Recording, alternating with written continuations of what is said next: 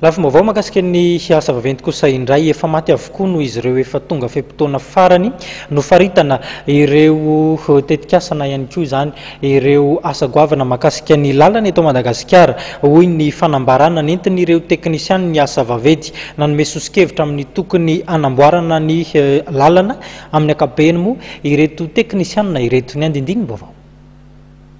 Ny fahantera ny fotodrafitrasany sy ny fahatapera ny fiam-potoana ny vinavinaina fa aretan'ny lalana izay efa mihoatra ny 20 taona avokoa ary ny tsy fisiany fikojakojana.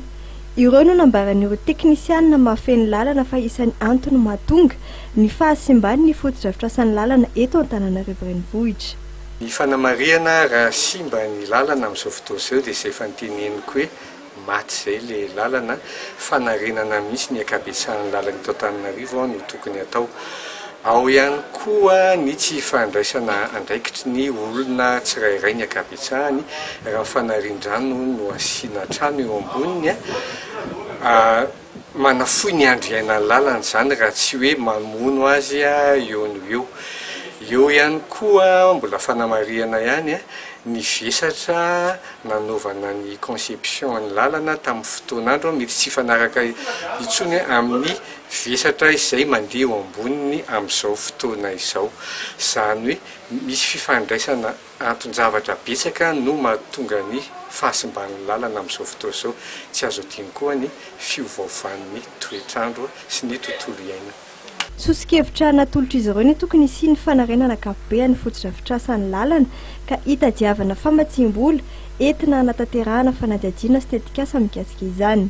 Fa eo ihany koa nefa ny fanentanana ny olom-pirenena tsirairay amin'ny tokony hanajana ny fahadiovana ka tsy hanarifako eny rehetreny.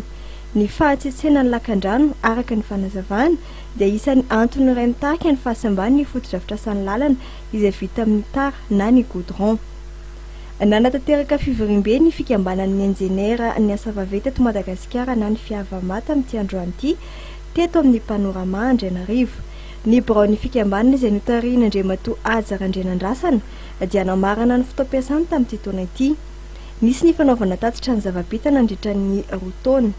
Lany tamin'ny alalan'ny fifidianana mivantana kosa ny filoha ny fiavama Andriamatoa Afringa Eric izay nahazo vato 90 raha ohatra ka 30 kosa no azon'ny Randriamanantena Jean izay ny faninana taminy.